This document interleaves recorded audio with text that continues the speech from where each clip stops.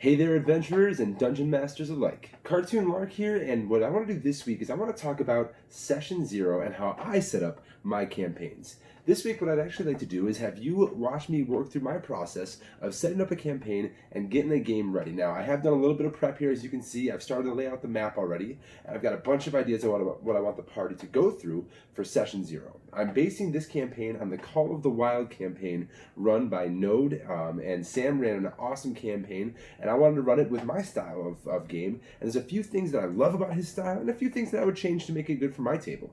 One of the things that I love is that he always has the whole map, everything that the party's going to do, on the table at the ready right away. Before the player's characters ever touch the map, he already has everything laid out and he knows where the things are going. Now, I know that some people may call this railroading. Sorry, Tree just knocked that down like a lumberjack. I know some people may call this railroading, but I would not call it that, because as long as you leave enough options across the board for the party to investigate, take a look at, jump into, try out, then it's not railroading. You're leaving options, they're just on the table.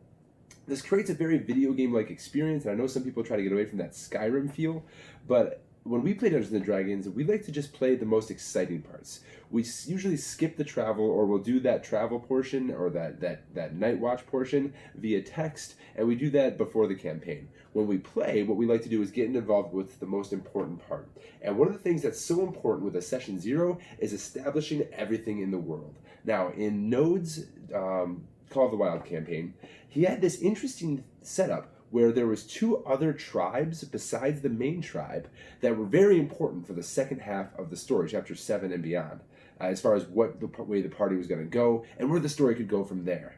However, he didn't introduce those characters until the first saga, the chapters 1 through 6, was done. I would say let's establish the world during a Session Zero, which admittedly Sam didn't get to do. But I think Session Zero is a great time not just to learn about each other's characters and sit around and discuss, or even write your characters and figure out where you want the story to go together, but also to play through something. As long as you already know where the story is going to go and what kind of story you want to run, then you can actually sit down your players once the characters are done and say, okay, let's do a little bit of character building in a situation that's not too dangerous, but maybe a little bit of a combat, a little bit of a mystery, or some small mission that they can do to better establish the world. In Sam's story, they were a tribe, and they called themselves the tribe, which is great, and they had families to take care of. And I would start off the same way. Set up your tribe, get to know your people. But there's one thing that I would do that Sam just kind of touched on, but I love, and that is have an NPC that speaks for the DM. This is a character that knows everything that there is to know. The DM knows it all, and he's only limited by what the players want to ask that character. They're probably not going to spend a lot of time sitting down asking them everything, which is good for us. So that means this character can give any information to the party. This tree is going to be the death of me. That means this character can be everything that the NPCs need them to be, and the DM can deliver all the information needed through that character until the party's getting bored and ready to go travel and adventure and find some things out for themselves. He can even leave clues or mysteries behind for the party to find out later. In this case, what I'm going to do is I'm going to have these guys in the Forgotten Realms, and we're going to be in the High Forest.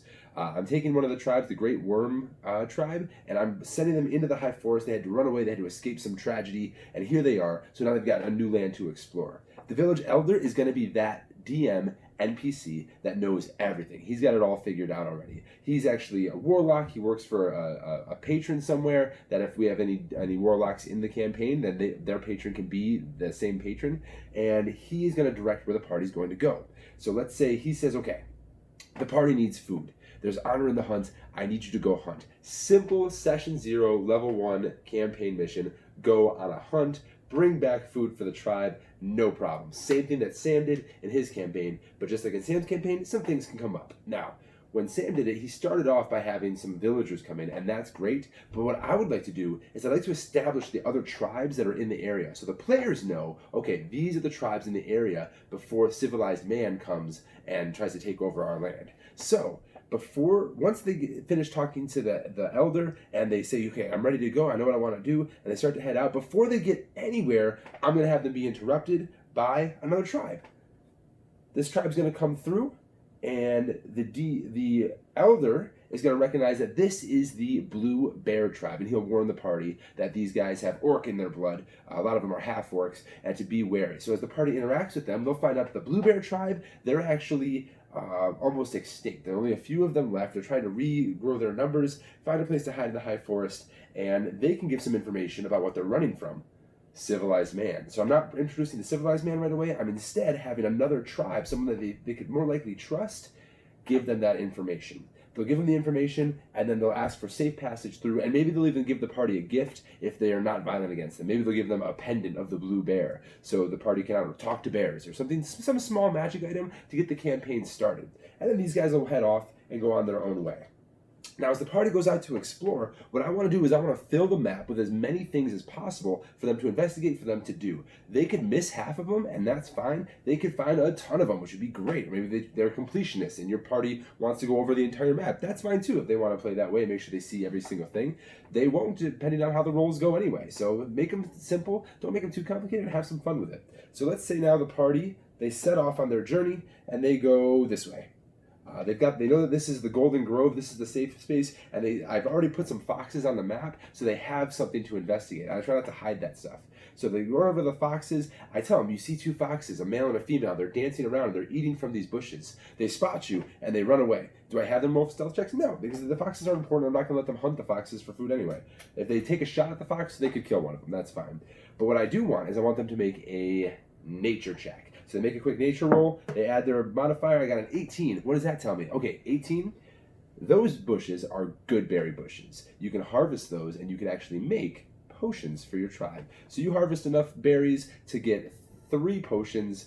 You can make those tonight around the campfire with the rest of your tribe. Cool. So now we got this awesome artifact, and I'm rewarding the players for good rolls. That's all that was. Now, would I have every player make that roll? Probably not. Usually, I would just say anybody who's proficient with nature checks, roll a nature check for me. That way, the people who are skilled at something or decided to be skilled at something, they get that reward, they get that benefit, they get to make the roll.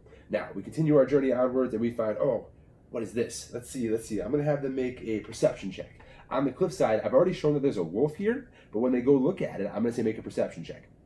If they make a perception check and they get, let's say, 14 or higher, beat the stealth check of the wolf, then they spot it. The wolf looks at them and it stares down at them. It does not attack. It's not aggressive. And we'll see if the party decides to attack the wolf. If they decide to leave it be, then I'll reward them for that. I want them to be one with nature in this case. So the wolf will come back later to help out the party. But if they kill it, then they get some experience points if you're doing experience. And the wolf dies. Either way, fine with me. Now, this is a dead end, and I've made it that way because I want the party to be directed into this area, which is a little bit more open. So once they're done exploring over here, or maybe they don't explore over here and they just go straight this way, I'm going to tell them that you see the shadow of this cliffside. And on the shadow, you can also see a majestic elk at the very top of the cliff. You look up as quick as you can to see the elk, and you see the creature standing there. It quickly turns around and runs down the back of the cliffside. Now they know what they're trying to hunt, and they have their goal in mind. This is going to motivate the party to continue pressing forward. Now again, completionists may explore a little bit. They can see some other stuff's going on over there, or they may just go after that. Now what I've done here is I've actually set a trap for the party. Not a physical trap like a kobold would lay, but what I've done is I've made it so they're going to want to chase that elk, and I know that. So if they decide to do so, they're going to chase that elk. I'm going to have them get to here, and they don't see the elk, but what they do see is over here in the trees, a lot of movement, and they smell something just off, like wet, nasty fur. And that is the warning that I give them. No rolls needed. Now, after that, I may say, okay, I need you to roll let's say, a stealth check. Stealth check? Why would we roll a stealth check? Just to see how stealthy you came around, because you were hunting the deer, so you're probably coming in a little bit more sneaky. Roll a stealth check for me. So now the players don't have to announce the rolling stealth, unless I give them that warning, like you smell something over here, and they say I want to move up and I want to be quiet about it, then they decide to make the stealth check, which is even better. As they approach, if they fail the stealth check, which is only a 9, then I'm going to have 5 hogs come out, 5 boar come out and charge. And this tree is going to be the death of me. Man, I should have been a lumberjack. Okay, we're going to have these 5 boar come running out to attack the party. That was what was over there. If they pass the stealth check, they can see the hogs all in a circle there eating something. Don't know what it is, but they're eating something. Either way, initiative is rolled, and we get to the combat now. So I'll weaken these things. They all have 1 hit point, and maybe I give them that boar ability where they get 1 hit point, they go down, and after a couple rounds they get back up. They're a little hardier and they try to run away. Or if one runs away, the rest try to follow. That's fine too. You don't want to kill the party in this case, but you want to give them that sense of fighting something. and having lost what they were trying to find. They lost the creature they were looking for. So there's nothing over here. Can't go this way. I'm not really interested in the owl, so I'm going to head back this way. So now what have we done? We've had the party roll perception. We had them roll nature. We had them roll stealth. We haven't had to do an investigation check. We got to do that. We'll have them, or a survival check, even better. So the party comes this way. They're looking for that elk. They lost it. And over here I say, okay, everything gets silent. There's no more birds chirping. No more bugs buzzing. It's dead quiet in this part of the woods. Roll a survival check. So they roll survival. Let's say they pass. Perfect. You see, as the wind blows through, a short gust of wind, a line of light just appear and vanish before your eyes. Well, what is it? That's what you see. That was your survival check. The wind showed you a little line that was glistening in the sunlight. Oh. So now it's the party ability to figure out, okay, is this a trap? What is this? What could this be? Or if they failed the check, I would just let them keep walking. All right, you don't see anything. It's looking safe up ahead. Until they find the spider web. Boom! Spider web right there. And they step on it. Boom! You're trapped. And the whole thing starts to shake. And as the whole thing starts to shake, a giant spider comes down out of the trees after you and starts to attack this person. Or maybe not attack them because they got low hit points right now. It's session 0. They start to wrap them up while the rest of the party wildly attacks the creature. And maybe they can't get to it. But let's say that they let that wolf live before. All of a sudden, out of nowhere, that wolf comes back and starts howling and barking and grabs onto one of the thing's legs. And it goes up into the tree trying to shake the thing free. And now the wolf helped the party out. Their decision changed what was going to happen on this side of the board. I stole that idea from Resident Evil 4. You let the wolf out of the bear trap, comes back and helps you out against the monster later. See, I just spoiled the video game for you, but that's okay. The idea is we want to make sure we are having everything in here affect each other. It's not just individual things. The elk affects the boar. The wolf decision affects the spiders. Maybe if you did kill that wolf, when you kill the spider, you find another wolf wrapped up in a web, and you can rip open the webs and save that wolf, and maybe it'll help you later on, or be an ally in the next week's campaign, or during session 1. Or you find this bear over here, and the bear looks at you, and you look at the bear. Everything goes quiet. And then what happens? What do we do now? Now what should happen? Let's say there's a second tribe we got to worry about, and the blue bears gave us that pendant. We can talk to this bear. So we hail the bear, and we walk up, and we talk to it. And then out of nowhere, in Sam's version of this campaign, they had to fight the bear. They killed the bear, and it was a great victory. In this case, the party's not going to kill the bear. Not in my campaign. The Tree Ghost tribe is going to kill the bear. An arrow hits the bear in the neck, and it drops down. All of a sudden, a thick fog fills up the whole area. You can't see anything, and a glowing sword can be seen through the mist. And out comes 4 tribesmen from the mist. One with a glowing sword, one with a magical bow. And as they approach you, they ask who they are. So now the party gets to engage with this other tribe. The tribe asks, they tell you, we are hunting down the blue bears. Where have they gone? Party gets to make a moral decision now. Do we let the Tree Ghost tribe know where the blue bears went because they just passed through our tribe? Or do we not let them know? Are we making enemies right now? Or are we making friends right now? Are we going to betray the other tribe that gave us this pendant, this gift? That's up to the party. And now they're making friends and enemies, and that can be used in the story later on. Maybe these tribes don't show up again until chapter 7, like in Node's campaign, but now we've already established relationships with all these tribes. And once all that is done, and we're on our way home, we couldn't find the elk. We were injured from those fights. We had to fight off some of the tree ghosts until they turned around and ran away. By the way, I love doing that. I will not have enemies fight to the death at level 1 against my party. Maybe I'm too nice as a DM, but most of my enemies, especially humans, will hightail it out of there. They'll run. They get hit by an arrow in the chest. I'm out. They bail. They quit and they run. They hightail it out of there. If one of my friends gets hit with an arrow with the leg, I'm going to help him get out of there. And I'll do that with these tribes too. If that does go to combat, I'll have the tribes run away. Do I have the party chase the tribe? If they want to, they can chase the tribe, but for the most part, it's going to be tough. But it'll be more checks, which is fun as well. Where they're doing survival checks, nature checks, perception checks to try to keep up with them, keep the chase going, and that can even be theater of the mind, or we can just have them run around this and extend the map. Either way, once the party's on their way home, what do they see? That elk is back. Maybe not up there anymore. Maybe he's here in this pass. Now is their time to kill the thing. They kill the elk. Boom. Worthy hunt. They drag it back into the tribe. They had a huge adventure together. They've established some characters. Nobody died. Nobody even got hit or hurt, hopefully. And once they've made it back here, they can turn those good berries into potions for next week's campaign. They fed the whole tribe, and now we can go on to session 1, where they meet the civilized people, and they take that whole adventure in another direction.